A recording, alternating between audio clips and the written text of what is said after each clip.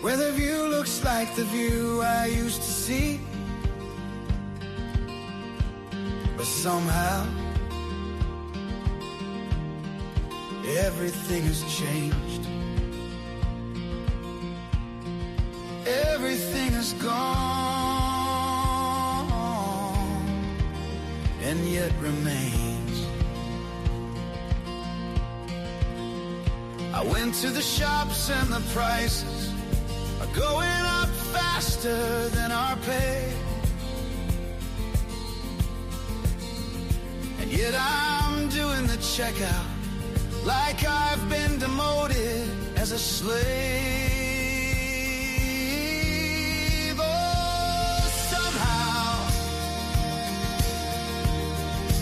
Everything has changed. Everything is gone and yet remains. Went to the bank and they greeted me like I was trespassing on their land. I wanted to scream, "You're built on my toil," because my blood was getting ready to boil. But instead my soul whispered to me, oh, somehow everything has changed. Everything is gone.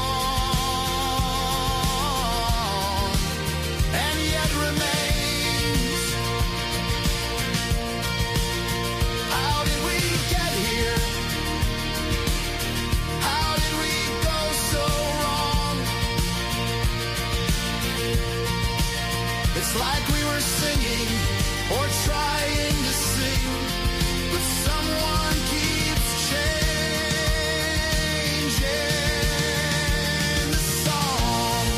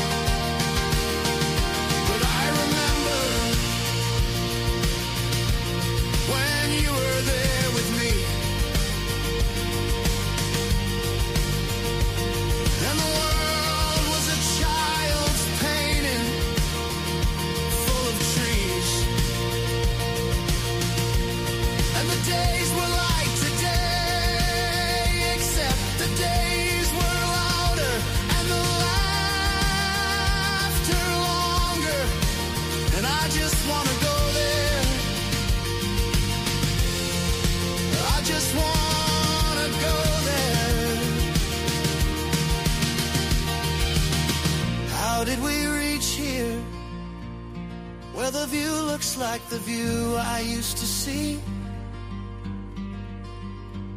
But somehow everything has changed. Everything is gone and yet remains.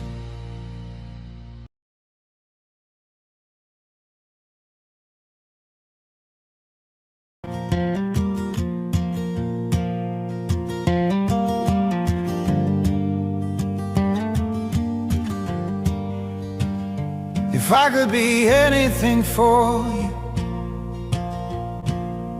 I would be your cure. I'd pour light into your wounds to soak their poison into the potions of love. Here we go. Into the golden Let's start. Jessica. We're in Sedona. Now you have an extraordinary story. I'm going to let you start. Okay, so I grew up in this region and I moved away as a teenager to go to school and university and whatnot, and then You became? and I became an architect, About 4 years ago, I moved to New Zealand for a change of scene, and I've been living there ever since and working for myself as an architect. My family are all still back here. You've probably seen some of them talking on this today. And my parents still live here, basically everyone except me. So back in... so New Zealand obviously shut down their borders and shut down their country quite severely to keep COVID out for a long time. I live in a small town in the South Island, which up until about a month ago didn't even have COVID. There was no sign of it, so it was kept out really effectively. I work for myself. I am probably in the top 1% of the world population that, in terms of my risk of getting COVID, it just wasn't there. You know, I was very safe. I was very protected from it. I'm a 37-year-old healthy woman. I don't have any pre-existing health conditions. You exercise and stuff? I exercise a lot. The town that I live in is an alpine town. It's an adventure sport town. There's a lot of fitness people. So by comparison, I'm probably actually not that fit. But, you know, I'm fit enough. You look very fit. Thanks. Anyway, I had... I didn't want to get the vaccine for a number of reasons. I had several debates with my friends over how it and the mandates were an offence to freedom, and what was, you know, the point of having safety from a vaccine when it abolishes that fundamental human right to freedom of choice and freedom over your body. Anyway, What was the other thing you said about you had an instinct? Yeah, my intuition just strongly told me not to have it. So, you know, when you're having these conversations with people and they're like, oh, but what about the stress on the public health system? What about your duty to the community to protect them and keep them safe by, you know, having the vaccine? I was like, yeah, I understand all of those things. I'm not against that. I'm not out to harm people by not having a vaccination, but I just strongly felt that I shouldn't have it. And I couldn't shake that feeling. And sorry. And I struggled with that for a long time, and so I put off making a decision around it for as long as I could. And then my parents are quite elderly, and they had a couple of bad health turns towards the end of last year, and that's coincided quite spectacularly with the changes to the border restrictions and being able to travel between New Zealand and South Australia specifically, and the other states. And it just became kind of critical for me, and you know, it made my decision for me, because I didn't want to be stuck in New Zealand and not be able to come back here to see my family if something happened to my parents, most specifically, but in general. And so I felt like that was my reason for having the vaccination, against my inner knowing. So I booked it in, and actually a couple of times I booked it in and cancelled it because I couldn't do it. And my sister is very strongly, you know, she feels the same way. She thinks that it's an untested drug and blah, blah, blah. So she was in my ear about that, and I was like, it'll be okay, don't worry about it. You know, the risk, I know that there's risks, and, you know, I know that could happen, but I'll be fine. Anyway, I had the vaccination, and I was fine for about a week, and then I started to progressively go downhill quickly. Well, acutely. I got a migraine, and I've had a couple of migraines in the past, in a few years, which were mild in comparison and different. This one felt excruciating and emotionally. How long did it last? I had it for 3 or 4 days, and then I went to the doctor because I woke up one morning and I was just in tears, in pain, and I couldn't do anything. So I was just laying on the floor, and I had to ask a friend to take me to the doctor because I couldn't. Taking any painkillers like Panadol or anything? I'd taken Panadol and Nurofen as much Did that as work? I could. It wasn't doing anything. And normally with a headache, I don't like to take painkillers if I can help it. So I'd pumped myself with as much Nurofen and Panadol as I could, and it wasn't working. So I couldn't. I was sensitive to light. I was nauseous and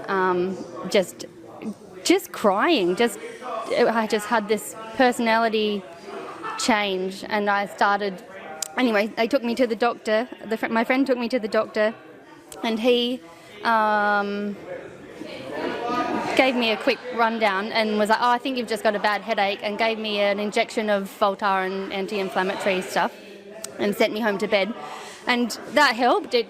I went back to sleep. I slept it off for a day, and I woke up the following day and felt a bit better. I was able to get up and do something, and so I went about my day. And then I was noticing now in hindsight that my mood was really off. My personality, I was feeling quite agitated and grumpy, and I was kind of picking fights with friends that I wouldn't usually do. I was just out of sorts. And I went to bed that night, and my migraine was coming back. And then I woke up a few hours later in the middle of the night, and I was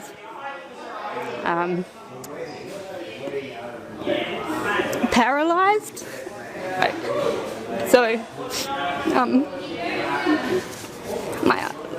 I wasn't thinking straight. I had lost my capacity to discern what was real and what wasn't, kind of like I was dreaming, but my arms were, they'd gone numb and they were all limp, and I couldn't speak. I went to try and say something like help or whatever. I tried to speak and I couldn't form a word. I couldn't use my phone. I sort of was going in and out of this conscious state where I would realise that something was wrong. I thought maybe I was having a stroke or something.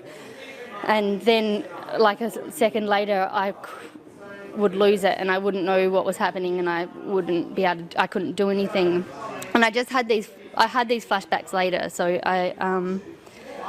somehow I ended up out in the living area, and my housemate heard me, and it was the middle of the night. So luckily she woke up, and she was the one who'd taken me to the doctor. And so she found me, and she was like, "What are you doing?" And I couldn't speak. I couldn't say anything. I was just stupefied. I couldn't walk properly. So she called the ambulance, and they came quickly. But then they couldn't work out what was happening to me, and I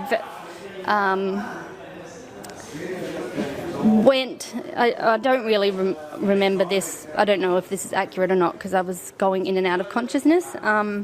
But essentially, my brain just shut down. So, and they flew me off in a helicopter, because where I live is in a remote town. They flew the helicopter to the Dunedin ICU, and I was already going into a coma. I'm pretty sure. I was going in and out of consciousness, but then they put me into an induced coma for 3 or 4 days, and I got encephalitis, which is inflammation of the brain.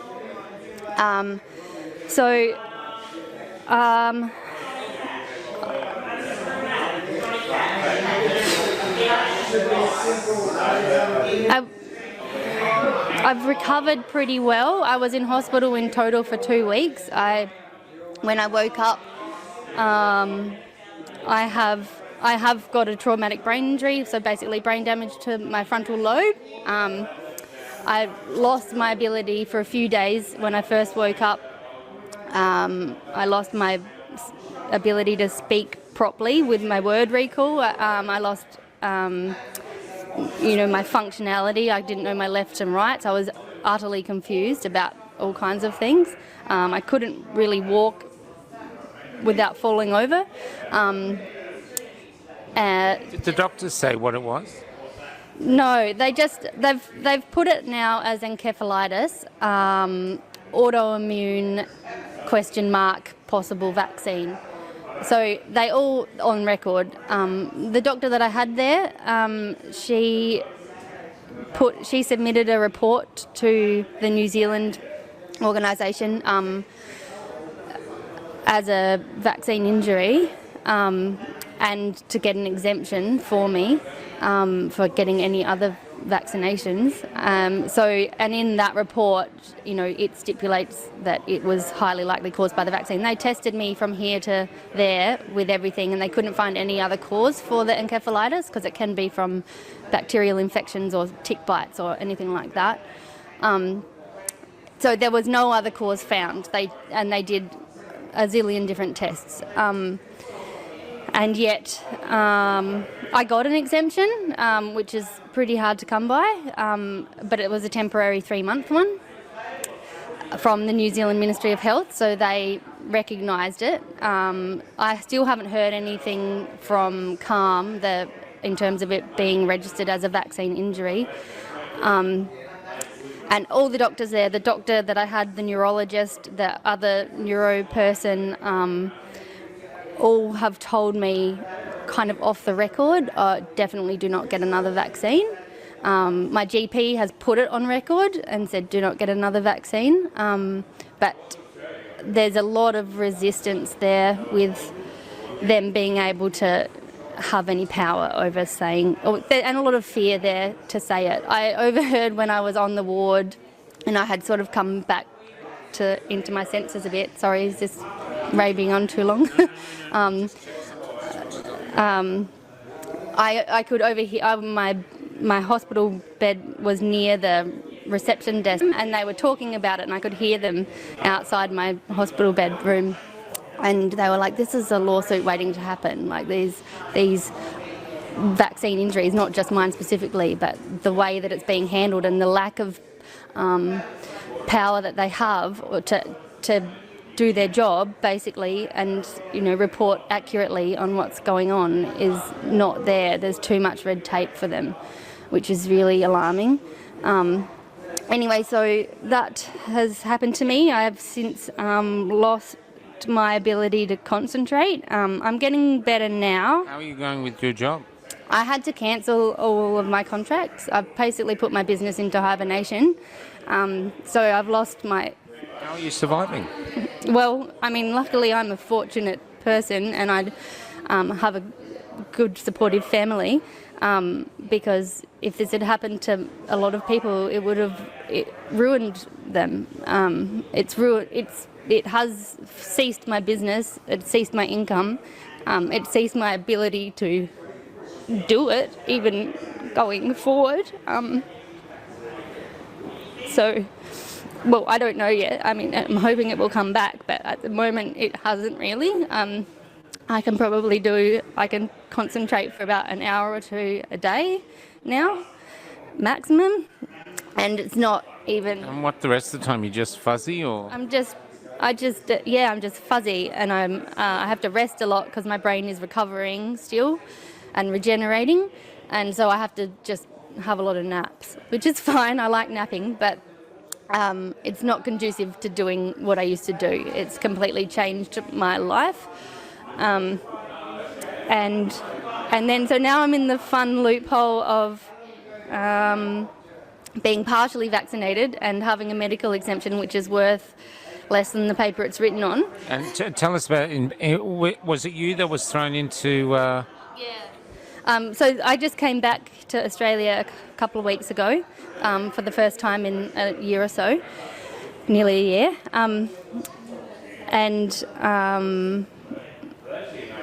So I had all of the paperwork. I jumped through a lot of hoops and while I was in New Zealand to try and figure out what I could do to get back here without having to quarantine, or just as easily as possible.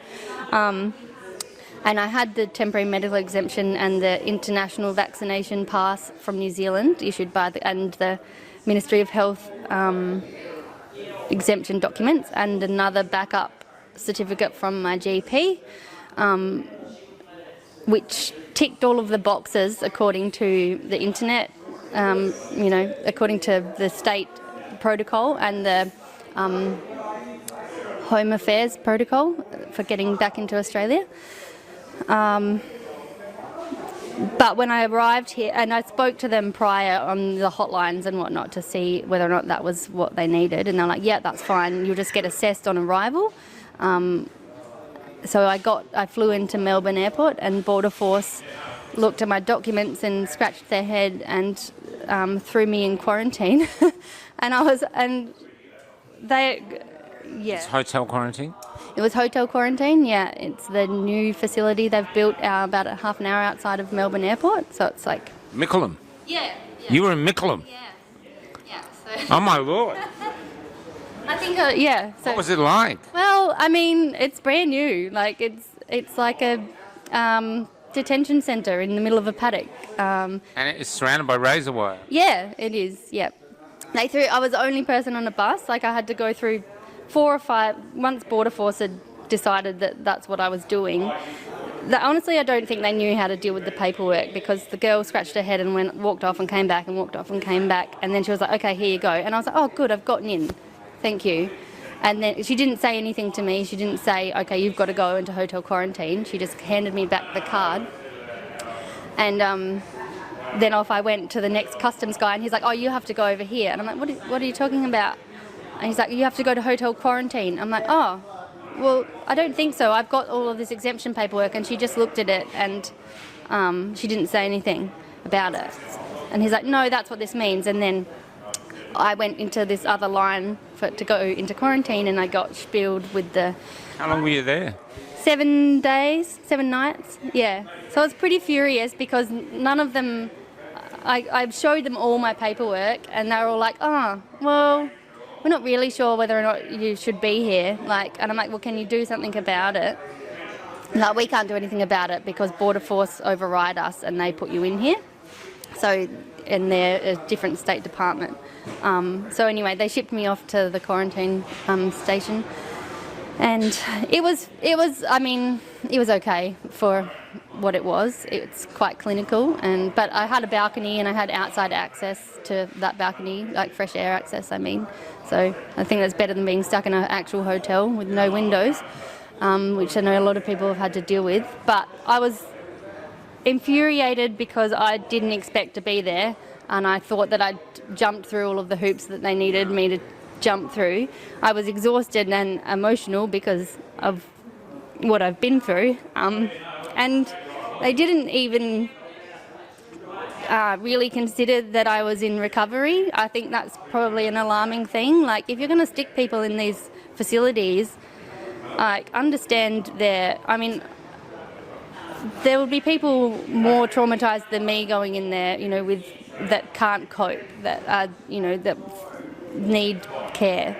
I'm coming home to be with my family because I'm in recovery mode, and I want to be in that caring environment, and to be stuck and taken off to that place is not what you need. It's not. It's not Australian. It's not Australian, and it's not necessary. I had a negative PCR test. I had another negative rapid test when I got there. I'm like, what am I doing in this fucking place? What a waste of everyone's time and money and energy. Anyway, I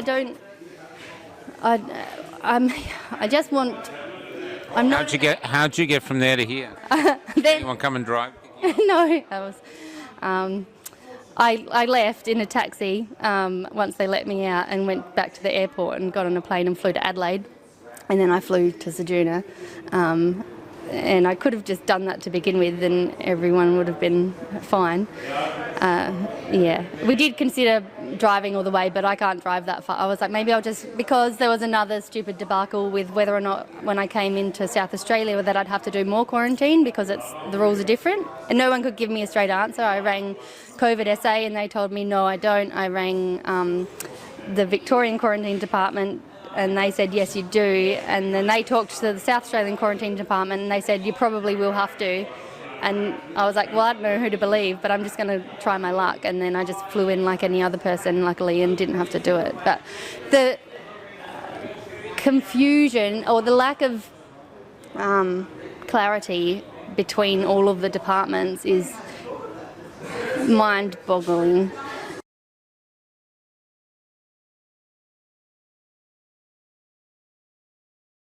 What's your name? I'm Nicole. Nicole. And why have you come out here to tell your story? I have come out here to tell my story as the mother of a child with a terminal disability, and how the medical industry and allied health industry are choosing to actively discriminate against families being able to access their services. Can we know something about what it is? It must be very severe. My son Toby is 7 and he has a very rare genetic disability called Cockayne syndrome. He's only about one of 5 people known in Australia to have that, and it's neurodegenerative, so we know that at some point he'll have to leave us. What do you mean by neurodegenerative? Something in him is... Yeah, so it's a DNA repair issue. So essentially his body ages faster and it lacks the ability to be able to repair itself, and there are other complications with that as well. So his eyesight, his hearing, he is mobile but it's difficult for him. His speech is impacted. So, you know. What's he like? The biggest firecracker you've ever met. Wonderful. He puts the fizz in our life, is what I say. He's just amazing, and he's just full of life, and he's loud, but he's the best. Yeah, we love him. He's just amazing. That's gorgeous. So it's going from there. So what's the medical establishment like? Look, it used to feel quite good, and I felt supported in being able to receive the therapies that we needed to. And I think, like anything, special needs mothers find out more by speaking with other people in their own tribe about what they can access. And then one day I took my child to occupational therapy and I was handed a piece of paper that from now on I was not allowed to enter the building unless I would show them my COVID-19 vaccination status, to which I replied, I don't reveal that status to anyone. I think it's grossly inappropriate. Now for me, because he's 7 and he gets along with his therapist really well, that's fine. I can grab a coffee and go hang out in my car for an hour. But when he was a toddler, I would have to be inside. I'd have to be in there making sure mum's around, as is appropriate with a young child. And to me, it makes absolutely no sense. These people are not under a government mandate to do this. They're choosing to. Not all occupational therapies do this. This business is choosing to, and others. And they're not requesting the vaccination status of my child. And they work with him face to face and cheek to cheek for 60 minutes. But yet, an adult can't walk the child into the actual building. So, you know, because science. So when are they going to start? Have they explained themselves at all? If you've brought this up, have they done any explanation of the common sense behind their science? Just keeping people safe. Okay. So my child's therapist is amazing and very awake, does not like it one bit. She finds it disgusting. The boss woman there, I did think about approaching her. If I didn't have such a wonderful therapist, I would take my money elsewhere and I'd give her a piece of my mind. But because he loves her, I stay. And because he's got a therapist who, she knows it's all just ridiculous. But Can I ask, if someone in your position, finding a therapist that works and who your child works with would be crucial? Absolutely. Yeah, absolutely. And there's wait lists for absolutely everything. You cannot just say, oh, okay, I'm going to choose to walk out of this allied health facility and just go to the next one. You'll be on a massive wait list. I have done a bit of research in the city of Joondalup. I'm part of Pro-Choice Joondalup. And I do have a list of businesses that are choosing to discriminate. Not all of them do. So it's not coming from the government. I believe it's coming from APRA recommendation and probably from the Speech Pathology and Occupational Therapy Associations as a recommendation. But it just lacks common sense. You know, and how long until they'll discriminate against the children? You know? And so families can't access services. And I do know of someone, in order to have her child assessed for autism, this particular, because she's been waiting to get in.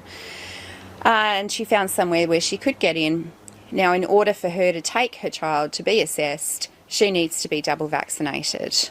So she went and got her second vaccination. So she didn't want to get it, she got it for the child? Absolutely. Absolutely. And this business, when I've spoken to them, they said that, oh, well, you can drop your child off for the assessment and wait in the car park. Not appropriate when your child's 3 with severe anxiety and likely autistic. You don't need that. Your child's 3. It has to be with the parent. The child's 3. You don't need to justify it any other way. It's just mind-boggling. And another thing for me, I have mentioned to my local council, you know, imagine having a child with a terminal disability who declines in health and is dying. Do you send them to hospital for medical care to die comfortably but without their family, regardless of their vaccination status? That's nothing to do with it. It's the hospital restrictions. Or do you keep them at home to die without medical intervention and possibly painfully and traumatically, but surrounded by their loved ones? And these are the things, unless you're in this boat, you may not think about that, about the families with children with severe illness, with cancer, only one person being allowed to accompany them, regardless of if your whole family's vaxxed or unvaxxed. You can't have these people in hospital. And it's just, where's the humanity? Where is the humanity? You know, it's here. We need to learn to live with it. It's here. It's here. Yeah. And it's not nice, you know, and if I tell you my honest opinion, instead of getting angry at the people who may be transmitting it, get angry at the bloody person who created it in a laboratory. That just put us on Rumble. That's my belief. Do I have all the science to be able to back that up? No, but that's, to me, that is a likelihood. Can I ask, has it changed you? Are you a different person before the child to now, after these 7 years? Yes. In what way? Oh, I think you appreciate your children much more when you have one that you know will not be with you forever. And seeing, I just think the nature of who he is, everything is a wonderland to him. And he is a joy. Don't get me wrong, he's hard working, he's a rat bag sometimes. But he's loud and proud and he just loves life, he loves people. And I think the simple things like ice cream is just the absolute bomb for him. And I think you also find places in yourself that you never knew that you had in terms of joy and in grief as well. You would never be the same. Never. But you also have heart for people that, well, I feel bad because until I had my child at a special needs school, I never saw inside their world. And now I've seen mums crying in the car park as their children are, you know, having full-on meltdowns and not wanting to go in the classroom and just trying to get your child dressed or breakfast in the morning, and there's his mother's crying. And I never saw them before, but I see them now. And they're my people. Like, I know. All I can do is hug them and just say, I know. It's hard. So that's changed me for the better. So what do you want to happen? What do you think we should do as a society now? What do I think we should do as a society? It depends. If I'm being unrealistic, and I know it's an unrealistic reality,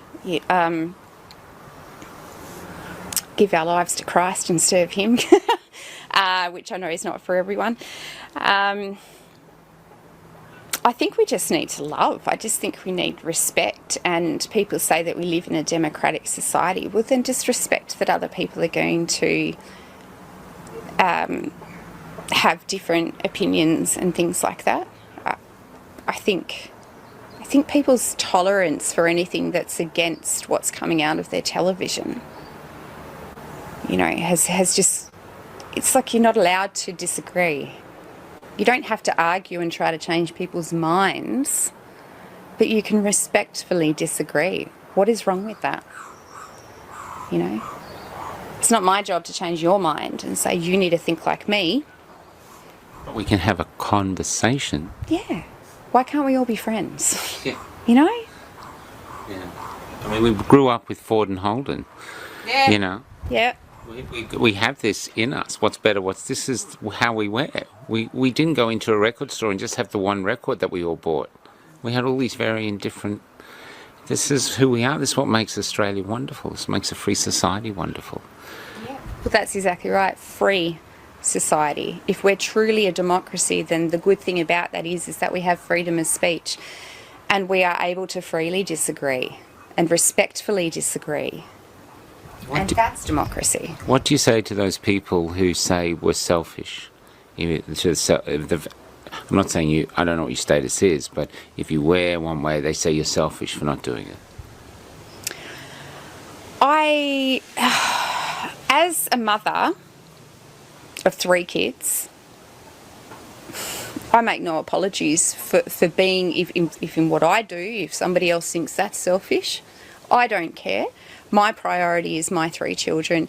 And if you're a mother or a parent, that's your priority, is your children. You have to do what you believe is right for your family. And that's it. And I make no apologies for that.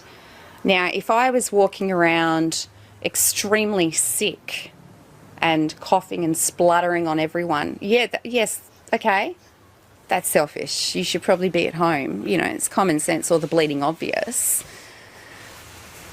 But you're talking about putting something into someone's body here. And particularly the new technology, something that's not been around very long. Everyone has the right to be selfish, to think of themselves, to think of their health before they decide to do that. And I respect that, whatever your choice is. What's that again? You said about giving your life to Christ. So you're a believer? Yes, yeah, I have been for about 12 years or so, just over. Yeah. And how's your belief manifest? How does it help you? What do you get from it? Because I see that there's more than just the here and now in what's going on. If all I had faith in was what's here on earth, what I can see and feel and touch, this place is pretty shit. I'd be quite happy to get on out of here. But I know there's an eternal perspective. I know that God is for us, not against us. And I know what is to come according to the book of Revelation. And this may be it. It may not be. I know that this is a lead up to what's going to happen in terms of end times and the rise of the Antichrist. But my point of view is I don't need to roll out the red carpet for him. I don't need to be. You know, it does say in the Bible that, it talks about one world government, cashless society. It talks about the rise of the Antichrist, who'll be someone who's quite a seductive character, well-liked. He might seem almost godlike, solve all of our problems. But beware, if you see this person rise, just stand back for a little bit until the true colours come out. But I don't need to welcome him on in. Can I ask too, I wrote a piece once about a relationship between an old man and a little girl, and it was about God, and the old man told this little girl had problems, that all of God's angels have problems, and she asked him why, and he couldn't answer it. Why do you think God gives us such problems? Because we're a fallen world. So if you want to get theological here, and I'm not a theologian by the way, it goes back to the Garden of Eden and God just laying everything out for us and having this utopia existence, and there was one thing that you're not allowed to do, which was knowledge. You know, I think it was the tree. Eve partaking in doing something that God told her not to, which is... The apple. Yeah, which is known as the fall. And then all of a sudden they realised that they were naked and things like that. So they had this knowledge. They were very innocent before that happened. And then all of a sudden they have this knowledge of different things and saw the world differently. And, and it's a shame. I did hear a pastor say when he gets to heaven he's going to go punch Adam in the face. eating that up. Can I ask, do you get angry with God about your son? Have you been through that? Oh, yes. Oh, yeah. I have. It doesn't... God is... you can tell him anything. And if you're not telling him, he knows what's in your heart. So absolutely, you don't hold anything back from God. He will answer you in some way, whether it's through the scripture or in your heart or in your mind. Some people actually hear audible words. So absolutely, yeah, he knows. And he loves my child. But I'm at that point of acceptance now with my Toby. His disability is part of him. And I would never want to change him. And his life was short, will be short. But what a life he's lived. And he touches everyone. He walks into my church and he's the first down the back with all the elderly and the crippled, high-fiving and shaking hands, and they start bringing him money and lollies because he sees them. He sees them. So he is a gift, and when you can change your focus, no one ever promised you that life was going to be, you were going to have these healthy children who were smart and good at sports and good looking. No one ever told you that. You came up with that in your head, Once you can sort of realise that life's full of twists and turns and curveballs, and you can deal with that. Yeah, but I've always seen God in Toby, always. Since the moment he came out, he was a little fireball, so yeah. You've definitely grown through Toby. Absolutely. Yeah. But I'd say to anyone, if you're angry with God, tell him. He's big enough to handle your anger. He's big enough, and I wouldn't turn away from God and just deny that he exists, because I know that he exists. So for me to get angry and say, well, I'm going to pretend you don't exist now, it's just, he does. So take it to him and say why. I've had a friend amongst all of this stuff going on who went down the beach one night and literally screamed into the wind. Beautiful. I know how that feels. Beautiful lady. She's a chaplain, Heart of God. She's amazing. Oh, yeah, and she's stuck over in Queensland right now because she went to her father's funeral. We don't know when she'll come back. Can I ask, is there anything else that you'd like to say to finish off, maybe to the people who are listening? You can do that to the camera. Okay. I would like to say that if you're in the boat where you're trying to access services for your children and you're finding that you're not able to take them to medical appointments or allied health, do everything you can. There's pro-choice groups who actively work together and take it to their local council. Write to your politicians, but they'll probably send you back nonsense propaganda, which I tell them, don't send me your rubbish, please. But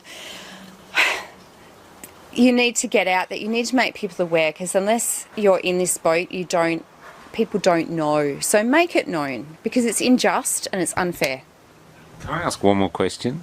Were you this tough before Toby? I think I've always had a bit of rebel in me somewhere. Yeah, I think it started in high school. I was quite a good little girl, and then something happened. I don't know. Yeah. Okay, so this is, I've never met Toby, but I used to work with disabled people, and when I came to them, I was quite broken. I'd lost a marriage, I had a bad motorbike accident, so I was limping, and I was in the wars, and yet these people were in a far greater war. And by being their limbs, doing what they couldn't do for them, they actually repaired me. The amount of worth they gave me, the amount of joy, made it a job that was the hardest job to leave ever. I loved it. Is that what Toby does?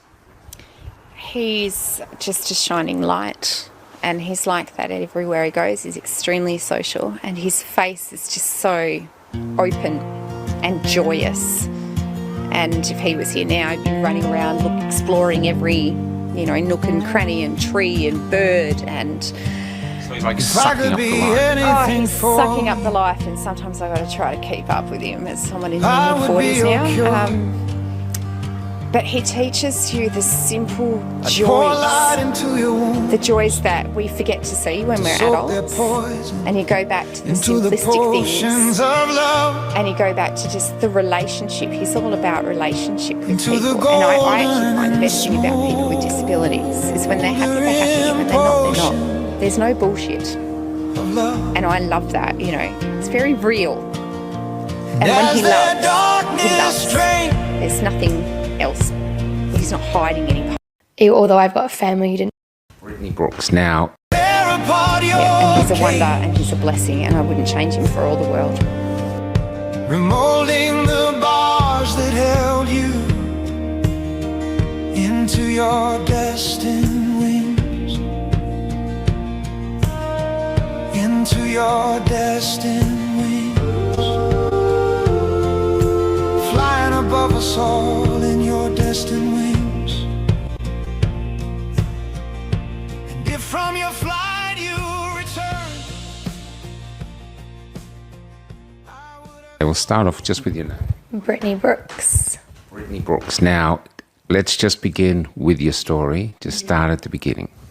So I'm in WA. So we had really strict mandates brought onto us from like our government, and they were basically saying if you didn't have a vaccine, you couldn't go out anywhere and do anything. It was affecting some people's work. Basically, being a 20-year-old, you obviously want to go out and live your life. And although I've got a family who didn't believe in it, I was like, oh, I won't be one of those people that have anything go wrong with them. And anyway, so the borders were opening, and our state parliament said that they were going to bring in more mandates to people who hadn't had it. So they already had some brought in. This is in January. And the borders were opening, and they were really pushing that there was going to be more and more things that were going to be mandated. So out of fear, I kind of thought, well, if the borders open and I don't have a vaccine, I need to work. How am I going to, I just bought a house. So then I went and had my Pfizer jab on the 14th of January. And 5 days later, I was getting chest pain, heart palpitations a few days after. Can you explain what the chest pain was like, how powerful it was? So the first day I had nothing wrong with me, and the next day I woke up with a sore arm. And then on the Sunday following it, I was getting pressure, like someone was sitting on me. And I kind of thought, oh, this is a bit weird. Like I didn't overthink, didn't think too much into it at this point of view, because it wasn't like stabbing pain at this point. It was like someone sat on you. So it's not enough to be like, oh my God, what's going on? And it was, at this point, it wasn't too bad. And then the Monday I started losing my breath really badly, and I think I was walking the shops with my nana, and they'd just brought in the mask mandate though. So I was like, oh, it's just the mask. And looking back now, I should have gone to the hospital a lot earlier. And then the Wednesday, I woke up, excruciating pain in my chest. You can feel it it's like in the middle of your chest. It's like a stabbing pain, and it was like someone was sitting on you, like you couldn't breathe. So at this point, the breathing wasn't just from walking. Like I'd woke up very shallow breath, like someone was sitting on you. And I was getting like pain up my neck, my left side of my neck, and like pins and needles.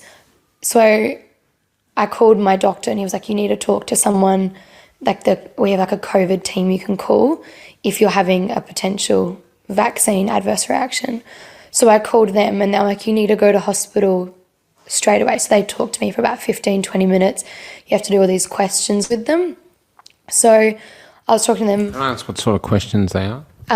They asked how long ago you had your vaccine, what vaccine you had, do you have chest pain? Are you fatigued? Are you dizzy? So your general type of questions like that. But you get put into like different categories by the end of the thing. So it's like not related, monitor for symptoms, go to the doctors, go to hospital, call an ambulance. And the lady that I spoke to said I was on borderline calling an ambulance. So I went to the hospital, I went to Royal Perth, and I called my partner and was like, I need you to, so I think there's something wrong. Because you kind of think, oh, it's not going to be me, nothing's wrong. Especially at this point of view, I hadn't looked too much into everything. That's called being young. Yes, I should have listened. That's okay, definitely now. So I was like, okay. And I knew in the back of my, like I had this gut feeling. I was like, it's happened. Like I knew I was having a reaction. So I go to hospital and I walked through and I was like, hi, I'm having chest pain. And I had my Pfizer jab 5 days ago. And I'd walked in and I was fine walking. Like I was out of breath because where the hospital was located, it's kind of like on a weird hill from where I'd parked. So I was really out of breath at this point. But I walked in and they were like, we're getting you a wheelchair and we're going to bring you straight through. So I basically just walked in, told them my name and stuff, and I went straight through. Then what happened was they put I think it's a 9-leg or a 12-leg ECG monitor on, and they were just monitoring. They didn't really say much at this point. They kind of were just like, we're going to do this, we're going to do this. They didn't even say this could be a potential reaction. Like they were obviously trying to keep me calm. And then a male nurse came in, and said that I was really tachycardic, which I didn't know what that meant. Obviously, if you're not in the medical profession or if you don't experienced in life to know that. So he was like, your heart is completely all over the place. It was going from like 110 beats to 180 beats and back and up and back and down at 80 beats to like 130. And I wasn't moving. So I was just laying down. So he was like, your heart is completely unstable at the moment. So we're going to do a chest x-ray and an ultrasound. So I did the chest x-ray about an hour afterwards, and they said we're going to repeat your ECG in about an hour.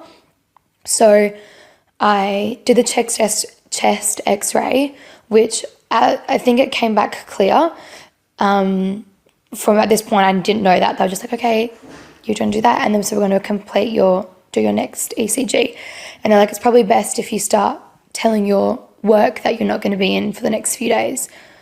And at this point I was like, if there's nothing wrong, like why are you going to tell work? And it wasn't like it was 3 o'clock in the morning or anything like that. It's not like I'm starting work early. Like it was in like 5 or 6 o'clock at this point. So I was like, okay.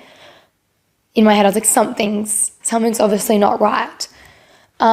And they're like, we can call your work if you want us to tell them. And I was like, no, I'm really close with my boss. It's fine, I'll call her. So I called my boss at like 15 minutes after I spoke to them. And I was like, hi, like I'm at Royal Perth. And before I could finish my, what I was going to tell her, I ended up going to cardiac arrest. So she obviously, like I could hear her. And I don't know, it was a bit scary. Explain what that felt like. So I kept being like it's like you could feel your heartbeat, like it was like thumping. And then all of a sudden it was getting faster and faster. And I was like, okay, the guy's already mentioned that I'm tachycardic. So I didn't think it was going to go into anything. And like they were like, were you nervous to call your boss? And I'm best friends with my boss. So there was no nerves whatsoever, just really understanding. So I was not nervous to call her at all. And it was just really weird. And I was like losing my breath. And I got like this shooting pain up my neck, and then it went down my arm. And then I like took this, like, it sounds really dramatic, like a last breath. And I was like, and I just hurt. I just felt like this crashing pain on my chest. And then all the alarms went off, and she's still on the phone. So she's like heard the whole thing like unravel. But she obviously didn't know. Like I could hear her going, Brittany, Brittany, Brittany, because I didn't get to say if I was in for myself or if I was in for a family member or what was going on. So I remember thinking, like, I'm about to die. It sounds really bad. And my boss is like, I didn't tell my family I was in hospital. I didn't tell, like, I knew that they would be very disappointed with what they had told me. And I was like, I'm about to die and she's going to hear me on the phone. Like, that was all I could think about. And then they didn't have to resuscitate me or anything. Ended up calling a code blue. And then they're like, we're going to do your ECG now. And I never ended up finding out the results of that again.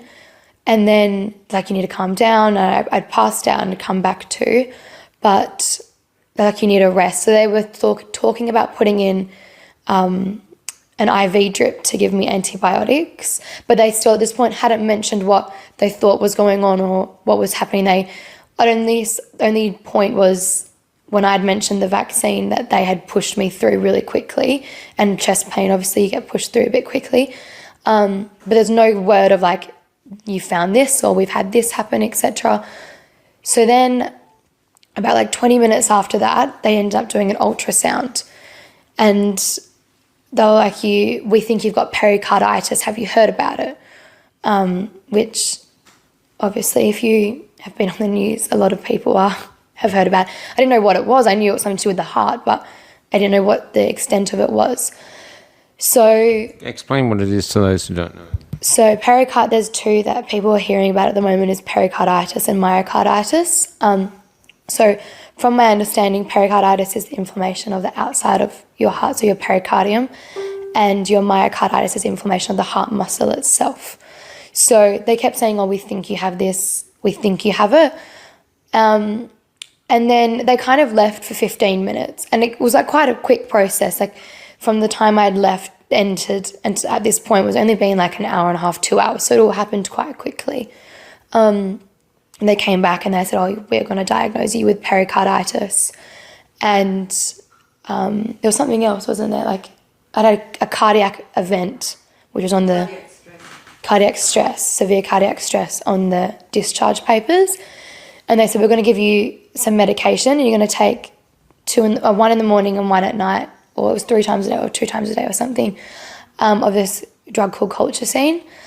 And basically I can stay in, but there's nothing they can do for me. So it was in my best interest to go home and rest.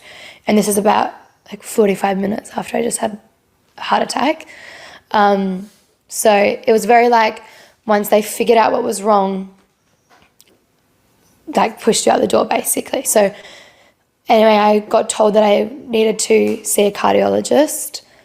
So I went home, I called my nana and told her what happened. And the next day I went back home, and because I'd stayed at my partner's the night before, sorry. So I didn't stay at the hospital overnight, I was only in for those few hours. Went back home, and we basically decided to do the vaccine reaction, what's it called? When you report an adverse reaction. Yeah. So we started that process, and at this point I was like really fit. I'm still feeling all the symptoms, not as intense, and I'm still on this medication. So it was only supposed to be taken for the 7 days, and they said most people in a traditional pericarditis, you get over it quite quickly. Obviously mine being caused from the mRNA in the Pfizer, now I know it's going to be a bit more of a long road to recovery. So I went on it for 7 days. I'd missed work for the week, rested. I still had the chest pain. I was loss of breath, palpitations, etc. Then we got an email from the vaccine surveillance team or whatever they are, Waves. They said that they'll be in touch to talk to me about what the next steps further are. So you get referred to an immunologist through them.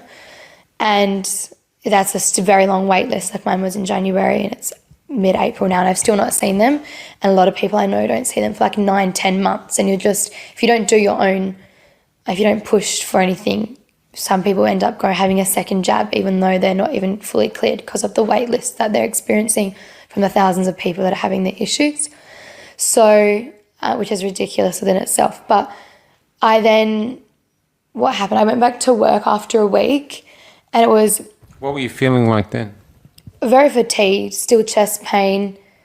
It was easing off as the week went on, but I'm doing nothing. So you can't live laying on the lounge and having your nana and your auntie do everything for you. And there's no way of life. So I then went back to work, and the chest pain started again. And the first day I was kind of like, okay, it's your first day back at work. Your body's been under stress. Can I ask what you do? I'm a beauty therapist. So on my fetal day, which a 20-year-old normally can deal with, most people can deal with being on their fetal day. And it's not a very stressful job. Like I can sit and I do skin a lot, and it's not a very stressful environment whatsoever. So went back to work on a Monday, and I have Tuesday off. So I had I was really feeling all the symptoms again, but I was like, it's okay, I'm resting tomorrow. On the Wednesday again, I'd now come off of the medication. I'd done my 7 days. Chest pain came back the exact same. And I'd messaged my nana and I was like, I think I'm going to have a heart attack again. Obviously, you're still in fear of what has just recently happened. You think it's happening again. And I was kind of freaking out. And she was like, you need to go to hospital. So I now went back to the emergency department, and the next morning, and I was like, I'm having chest pain. Again, I've got my referral letter because the hospital previously that I'd been to had said if you take this referral letter, you can get straight through to emergency. You've got an issue. They'd said that it was from the vaccine. They didn't write it on the piece of paper, but they'd said you've had an adverse reaction. So I had thought, okay, well, I've got this piece of paper. I've got chest pain again. I'd spoken to my doctor and he was like, there's nothing we can do for you here. You're going to have to go back to emergency. I went to this hospital and I waited for 45 minutes. When I went through, I said, oh, okay, I've got pericarditis from the vaccine. And the lady was like, has this been proven or is it just your own research doing this? And I was like, no, I've got this referral note. We should absolutely nothing at this hospital. So I waited for 45 minutes in the waiting room as I was sitting there with chest pain still. My heart was very fast as well. So I was extremely tachycardic again because they had the heart monitor put on me. Meanwhile, there's guys with like a broken leg getting wheeled through before me, although I've just had a heart attack a week and a half prior. So as soon as I mentioned that it was from the vaccine, it was like this automatic blind eye. Like they didn't take it seriously whatsoever. Like it was ridiculous. And I'm sitting there with chest pain. I called the nurse over and I was like, I'm having really bad chest pain. She's like, you'll get seen when we can get you in. Although this guy literally there's people that were so lower down that shouldn't have been seen, as opposed to someone who's just had a serious cardiac issue at 20. Like it's not like I'm an elderly person or severely overweight. Like I'm 20 years old. I'm a healthy person. Well, what's healthy? So then I went through I got told to sit. I went through with them 45 minutes later. Got told to sit on a bed, on a chair. Sorry, I wasn't allowed to sit on the bed. I had to sit on a chair. And why did they say that? Did they give you a reason? No. So they were just like, this is going to be a quick, this is going to be a quick in and out for you. We're just going to put you on the chair. You don't need to ruin a bed, basically. Well, one of the nurses did say I didn't need to ruin the bed. So I sit there for about, how long do you reckon that was, an hour? It was a very long time. I just sat there. So although I'd moved from the waiting room to like the next step through to emergency, a nurse did my obs, said my heart was tachycardic and I'll wait for a doctor basically. And I did say, I was like, it's from the vaccine. I've had a reaction to the vaccine. They knew that. They had the letter previously to state that. And then I was kind of getting really agitated at this point because they're doing nothing. You're sitting in you're sitting with bad chest pain. And for people that don't know, when you have pericarditis, usually it's worse when you sit like straight. You need to lay down. So I ended up moving myself onto the bed at this point. I think I was like calling my auntie crying because no one was seeing me. It was like, they just didn't care. It was literally like I was there and I could hear them next door with the guy that had a broken leg or the person that had come in for a toothache. Like I could hear them next door, and you would think someone who's had a heart issue would be seen more than a broken leg. Yeah. Anyway, at this point they went and took me through to do my ECG. The same thing, they were showing my heart was unstable. And then I got put through, I did my ECG, came back to the... Yes, they couldn't find a monitor for a very long time. So I was like, I'm gonna go to the bathroom. I was getting a little bit like flustered. You're in pain and you're in a hospital, the place you should be getting seen to the most, and no one was helping you. So I went to the bathroom, and as I was walking down, there was rows, like cubicles of people with chest pain. Although no one said it was from the vaccine, it was pretty obvious. There were rows of people with the ECGs. There's like 15 monitors all in use. So they couldn't find one for me. Yeah, they're all young people as well. And then then there was, I will never forget this, there was this one girl, she'd obviously just turned 18, and her mum was she was in the end room, and her mum was saying, someone needs to come see her. She was in pain, she's got chest pain, and she was like, she only had the jab a week ago, but the mum hadn't been vaccinated. And for people who aren't from WA, you have to be vaccinated to go into hospitals. So this mum was like crying, and she's like, she's only just turned 18, like I need to be with her. And this poor mum was like hysterically crying because they're not letting her through to be with her daughter who's has really bad chest pain. And they're like, someone needs to come see her, like I need to go through. And from what I can gather, she only freshly turned 18. Like the mum was like, her birthday was only I don't know if it was days or weeks ago, but she's like she's young. So then I went back through and that's when I did my ECG. And then I had this nurse come through and say, we noticed that it's time for your your second jab. You had the argument with the doctor? Yeah, at that point, yeah. So they said, it's time for you to have your second, we can administer it now if you want. And I said to the lady, I was like, I'm in here because of the vaccine, why would I have another one? She's like, then they do the whole COVID spiel, it's a deadly virus and blah, blah, blah, blah, and you're having it in an administered area and you're going to be safe. Meanwhile, I've not been seen for the one issue that the vaccine has caused me. So that was a bit frustrating. And then the doctor came through and he was like, we can't prove that it's from the vaccine.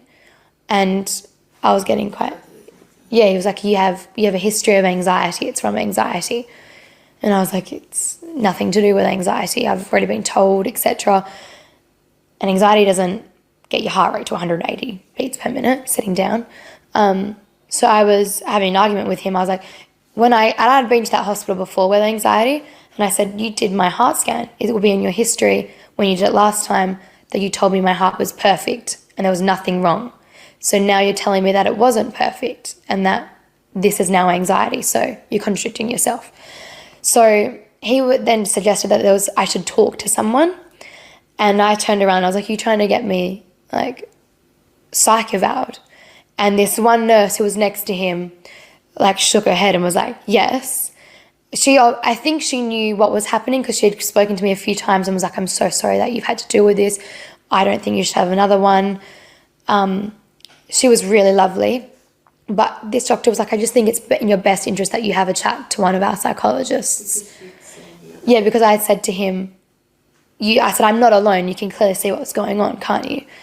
There's like lines of people with chest pain and ECGs. Like, it can't be that stupid.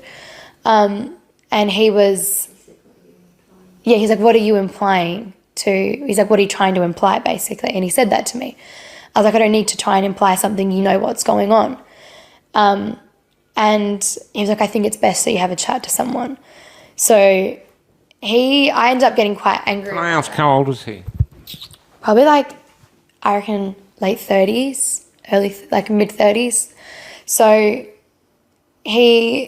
obviously we had our differences of opinion, which I then went back to him. I said, despite what I may think is going on and what you think is going on, the fact is I do have a heart issue now, whatever you think it is from, and you're still not doing anything, and I've been here for 3 hours and I've only just been seen in the last 45 minutes. So he said, we're going to put you back on culture scene, which I'm now, at this point I was put on this drug for 6 months. So I've gone from a week being on this medication to 6 months, and it was twice a day, and now it's 3 or 4 times a day that I have to take the tablet. So for people who also don't know what that tablet is, it can make you very unwell. So you can get upset tummy, you can vomit, sweat. So you're already on something that your body doesn't agree with, from something your body doesn't agree with. And I've now had to up my dosage of it. And I was sick almost every day with it at that point. I was vomiting every day. And he said that's just a side effect of it. So it also causes heart problems. Yeah, and it also is known to cause quite severe heart problems, which contradicts why I'm on it. And then they did an ultrasound, and no one mentioned what the ultrasound said. He basically said that I'd be fine to go back to work. I'd take the medication and like if I have any issues, come back to ED. So I left and I then went to see a cardiologist. Getting into a cardiologist in Perth has now been very extremely difficult to get into a cardiologist. So the public wait lists were like 6 to 9 months. And this nurse that spoke to me was like... That's around Australia. Is it? Yeah. So it's ridiculous. And this nurse was like, it's in your best interest that you go private and you need to get this sorted. So I went to see... It took me how long to get into a cardiologist, do you reckon? Well, there were 2 cancellations. Yeah, there was 2 cancellations. So I was booked... This was in February at this point, and I was booked in to see them probably, I think it was May, end of May, mid-A. 4 months. 4 months. So, and that was the earliest I could get me in on. And I was an urgent, so I had an urgent referral. So then I was still struggling to breathe at this point. So my auntie was like, we're getting you a mask exemption. And we went to our local doctor to get a mask exemption, who once again was like, you can't prove that it's from the jab, was very dismissive about the whole situation, was quite rude about it all. Anyway, we had the proof that I've had a reaction, so she ended up giving me a one month or 1 week. What was it? It was a week for no mask. Keep in mind, we're very hot over here as well, so, and WA had extremely strict mandates about wearing a mask. Like, basically everywhere you had to wear one. So it was really hot. You're struggling to breathe anyway. You have a stupid mask on and you have a heart issue which you're struggling to breathe anyway. So it was just ridiculous. And then I got into my cardiologist. I got on 2 cancellations. So May got forward to April, and then April got forward to early March. So, and that was mainly my doing because I was calling them every other day, and I was like, do you have a cancellation? Do you have a cancellation? And I ended up getting seen to cardiologist. So, yeah, they're like, it was $600 for 30 minutes to see a cardiologist. No, so for 30 minutes. So you only get a 30-minute appointment, and that the Medicare doesn't cover anything. Well, they cover like, I think it was $80 or something. And then if you call HBF, they will say they don't cover any injury from a trial vaccine drug. So you're paying for private health insurance, which doesn't cover you. So that was quite frustrating as well. And then they were also like, what 20-year-old has heart issues? So I can understand their point of view, but you're paying for something that they're also a part of pushing, and now they're not dealing with the repercussions of what they're pushing.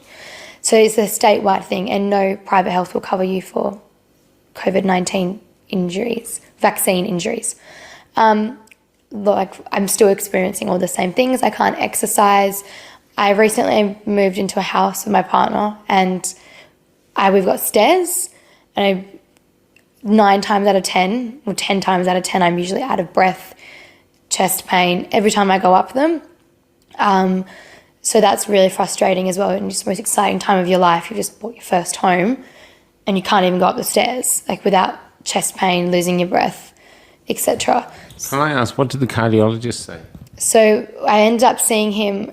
I went through an ECG, and on my ECG it says like my left, I've got left side enlargement of my heart, and my left ventricle is blocked. And Blocked. So it's not really mentioned that any further. Yeah, it has a blockage.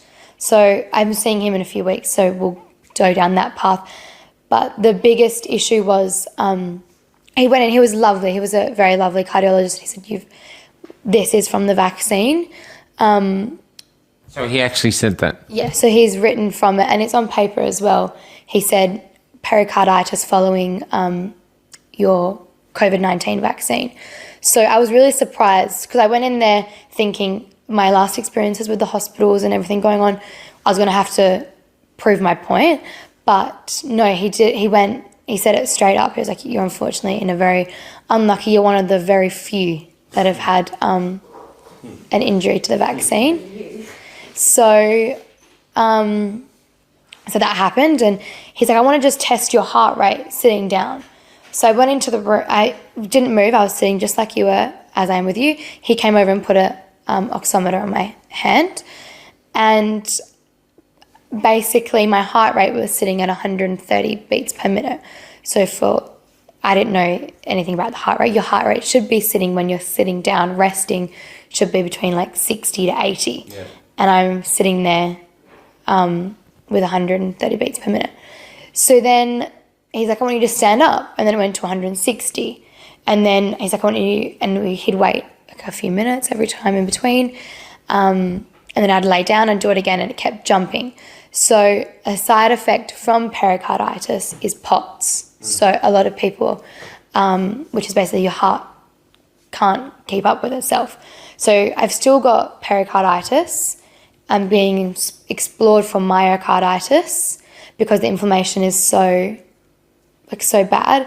And when I didn't know this, but when you have an oximeter, your oxygen should mirror your not mirror, it should be the opposite of what your heart rate's doing. Okay. So if your oxygen's down, your heart rate is usually trying to overcompensate for not having oxygen, so it's going faster. But my oxygen is perfect. So that's he was saying that's an indication that it's solely just your heart is completely having issues. So once again, it's a non-traditional pericarditis because it's been induced by a vaccine. So my heart rate is always like that. The other day I went up the stairs and it went to 180 beats per minute. So I shouldn't say never. How do you know that? Are you monitoring it constantly? Yeah, so I had to buy, again, out of pocket, a heart thing. And I was then put onto colchicine for the next 13 months. I was put onto ivabradine, propranolol. Yeah, there's no discounts for because... And he was like, are you happy to buy this? Medicare only cover it for 65-year-olds who have had heart failure. So I'm a 20-year-old and I'm on a medication for people who are over 65 who have heart failure. And I'm on aspirin. So I'm basically like a little candy shop with all these things I have to take. And it's not just like you take one tablet in the morning. Like you have to take all four and then something else and then maintain it. It's just you have to take so many tablets. And then I was still experiencing the same thing.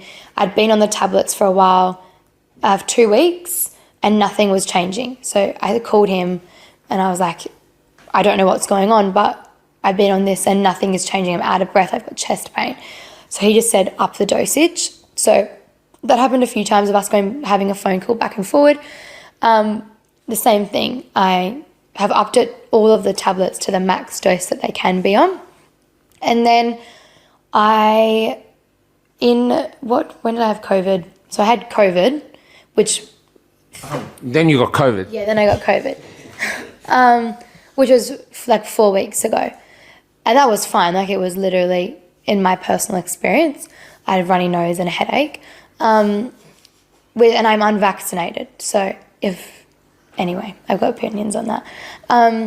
So then I've ended up spending a day in hospital because I had severe, very, very severe chest pain. Yes, I called the hospital and they're like, you need to go to hospital. You've got your pericarditis is flaring up. So I went through and I was about there for 12 hours, a different hospital again, because I went through them, and I was put through straight away. You can have COVID, so you get put through to a different section to everyone, put on the ECG, and my heart rate was going crazy again, but there's nothing they can do. So they're like, you're already maxed out, you've had aspirin, I'm on blood thinners, I'm on the heart anti-inflammatory. You're on blood thinners at 20? For the block. Okay. So I've maxed out on everything that I can be at that point.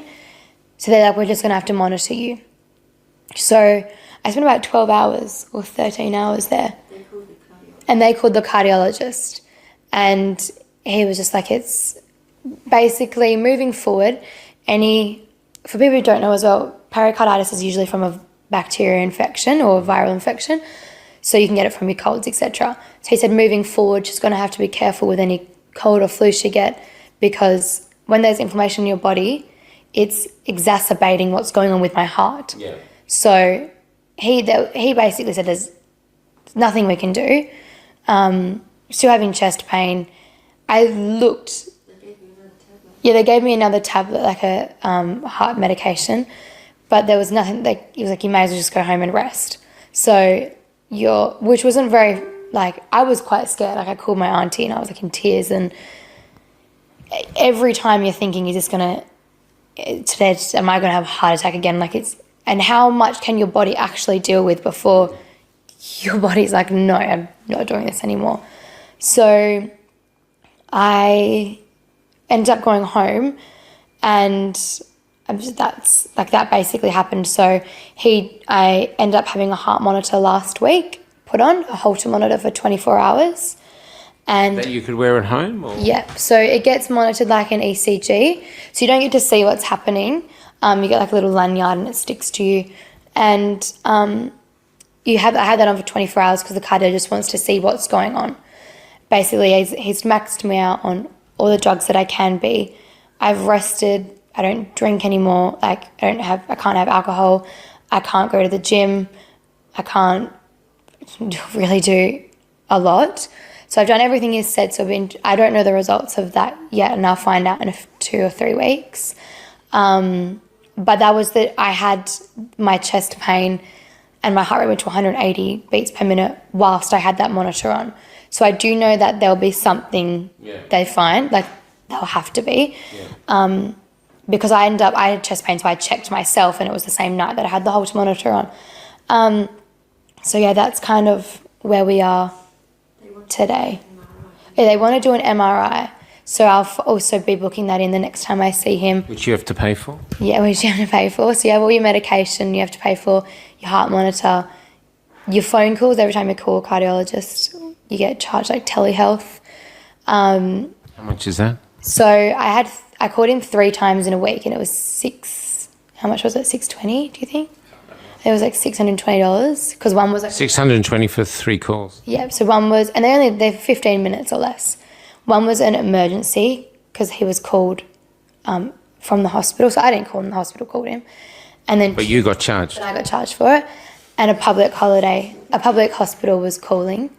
And then the other 2 were me. And he was basically, like, my partner heard, he was like, "Hi, how are you?" I said, "What's happening?" And just a checkup. Yeah, it was just a checkup. It wasn't like he was giving you advice or anything, but so He doesn't want to do the MRI. he's very weird about doing an MRI, which I'm not sure why, because he's very convinced at the moment that I've got myocarditis as well because the inflammation isn't settling itself down. But he has explained that if I do an MRI, I'll have the contrast, so the dye put in, and I'll do half with the dye and half without the dye. So I think that'll be happening in the future, but that's my story as of now at the moment. Well, would you mind staying in touch so we do follow-ups rather than you just coming doing this one thing, having a continued base so we can follow this to see what happens? Yes, I can. Including how the state treats you because you haven't taken the further vaccines. Yeah, so I got, another thing is I did get an exemption. The first time I went to apply for it was quite tricky, and doctors are very hesitant to give you one, although it's on a piece of paper what's going on. And then the second time, so it didn't get failed, they just didn't do it properly, and it was a bit weird. So they didn't upload it or something happened and never ended up going through. But I obviously, at this point I was starting university as well, and some universities in WA ended up bringing in mandates. And what are you studying? A Bachelor of Health Science. To do what? I wanted to go into nursing, but I'm thinking at the moment more natural medicine. Knowing my experience of what's happened, I have a few questions about modern day medicine and things that are going on. A few questions. A few questions. You're asking them, you're going to run out of money. I know. I wanted to go into nursing originally, but to be a nurse, you've got to be like vaccinated to like the brim with everything. And I just don't think my body can deal with anything, and nor do I want to take anything for personal reasons. But so I ended up getting exemption. They only give it to me for 6 months, which ends out in August 22nd. So the 22nd of August 2022. So it'll be interesting to see what happens at that point. And the second time that I went in to apply, which was quite interesting. So normally if you go into a doctor, you go in by yourself and your doctor would be there. So when I went into the doctor to get my exemption, I had the owner of the doctor's surgery, like the clinic, and I had a witness. But it was just really weird. And I had my doctor. So there was 3 other guys in the room and myself also, which is really strange because if anyone goes to a doctor, you don't go in with 3 other guys. And like the clinic owner, they're never in for the thing. Anyway, so they were actually quite lovely about it in the end. They fast-tracked it and I got it within 24 hours. So, yeah, it's been a very interesting experience, and I know some people might ask why I haven't claimed against it. So, if everyone doesn't know, you can only claim once for compensation if you've been vaccine injured. Obviously, I've got quite a road to go with that, and they've said that you have to have spent a night in hospital. So, I was not in hospital for a night, as both times I was discharged and asked to leave. I'm hearing this a lot. Yeah, so it's quite frustrating when you're 20 years old and you would rather spend almost $1,200. I think I'm up to like $2,000 or $3,000 that I've spent. And you've got your mortgage. And I've got a mortgage, and I'm paying, like, you pay university, you've got life things, and I wanted to plan a 21st birthday, and I've got a doctor's appointment a week and a half earlier, so the Lord knows how much that's going to cost. Because and how about work? My work's quite good with it. My boss has been quite incredible. She was always 50-50 about it. And it's quite interesting because her husband now is experiencing pericarditis as well. So I think she can understand more than others as well what I'm going through. So I need to take time off or do anything. She's, without question, has always said, you do what you need to do. Your health's more important. But you do feel judged. Like, my boss is good, but there are other employees that are very for the man for it, which I understand. Everyone's entitled to their opinion, but you cannot ignore the facts of what's happened. So it's quite, you do have your like issues with people, like personal issues, when they're sitting there like, oh, thank God McGowan's done this, or thank God we have the vaccine, because you're sitting there like, he's ruined my life completely. So they have no idea. Another thing, the cardiologist has no idea when I will heal from this because it's not traditional, and he has no idea how long it's going to take. They're on all the medication I can be. I'm doing everything everything like I've been asked to do.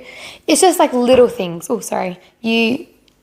I'm unfortunately not blessed to eat things and not put on weight. I can't exercise, and that was getting to me quite a lot. Like, I'm not the most fittest person in the world, but I did used to go to the gym with friends and stuff. You can't go out and have a drink with your friends, and like high histamine foods. So things, if they're spicy or will cause inflammation in your body, you can literally feel your chest start to go. So I follow a lot of people with pericarditis. On Easter, they struggled because chocolate makes your inflammation worse. So it's just like little things in life that people can't, like, you get people that say, I'm so sorry this happened to you. And you look fine. And that's the worst thing, is you look fine to someone, but they don't understand how much it's affects your life. Like, you can't do things. Like, if I go to the shops, we have a shopping centre in WA, Carousel, it's got stairs, and sometimes the escalator doesn't work. And you're like, I'm screwed. Like, and people look at you, they think you're fine. So if you're going past and you're seeing a 20-year-old struggling to go up the stairs, you're like, God, what's wrong with her? Like, you look fine. And that's the frustrating thing. Like, it's not just affected my health, it's like mentally challenging. It's just shit. There's no other way to say it. It's so messed up. Is there anything else you want to say? Because that's a perfect ending. I think that's everything. Just, yeah. Well, let's. I'm quite happy to stay in touch and give touch, like say a monthly update, or if something happens more, you want to do it quicker. But I'm doing it with some other people. Yeah. Sally in Colac, who's really suffering, a farmer. Are you happy to do that? I'm more than happy to do Yeah, I can speak to you after my next cardiologist appointment because I will get a few results back then. And mention to your cardiologist that you're doing this on Cafe Lockdown. We won't mention his name. I will. He's quite nice, a little bit. I'm not sure he knows what's going on really, but He should be $600 an hour. yeah, he's $600 an hour. He's half an hour, sorry. Because I remember I went into the appointment and I was like, shit, if he goes over half an hour, like, Have a heart attack just from the I cough. was like, having to pay this is going to be ridiculous. So yeah, I'll definitely keep in touch and let you know what's going It's on. horrendous, love. It's horrendous. I'm so sorry. It's horrendous. It's horrendous. It is. Yeah. And it's annoying that some people are so blindsided. Yeah. Like you don't, like believe what you want, do what you want. I don't have it if you want to have it. You do you.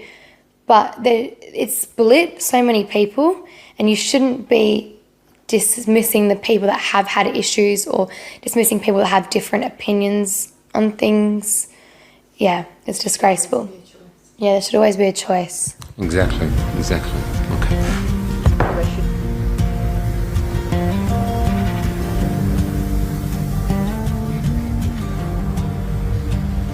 If I could be anything for you, I would be your cure.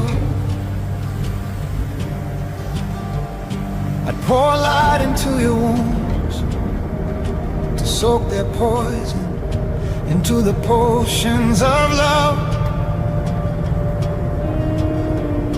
into the golden and smoldering potion of love. So help has arrived, and we're very And grateful. as their darkness drained, I would tear apart your cage,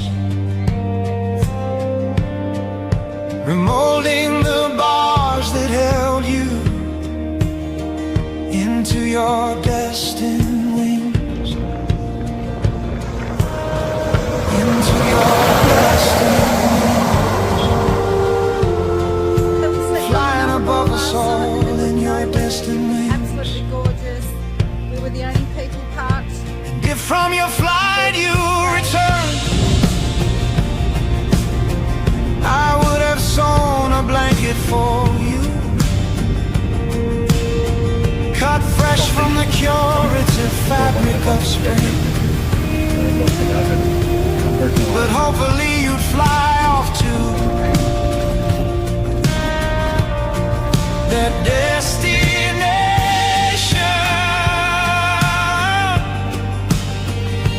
you were born with, the one they try to steal from your soul. That destination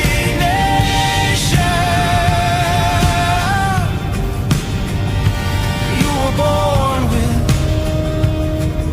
the one they try to steal from your soul.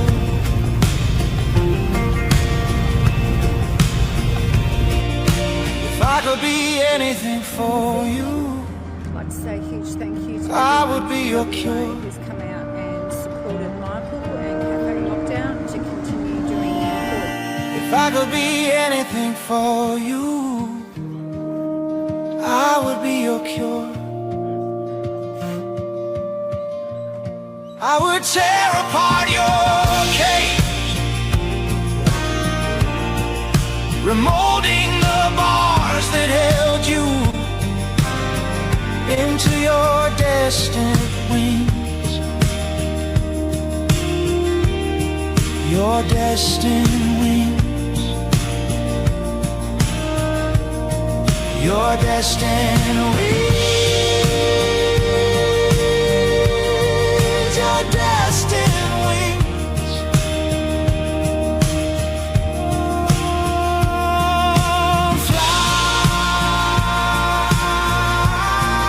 Fly, just fly. Realize all that is holding you down. The concept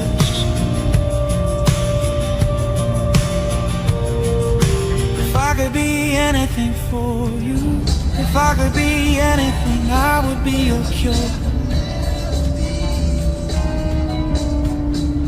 I would be your cure. I would be your cure.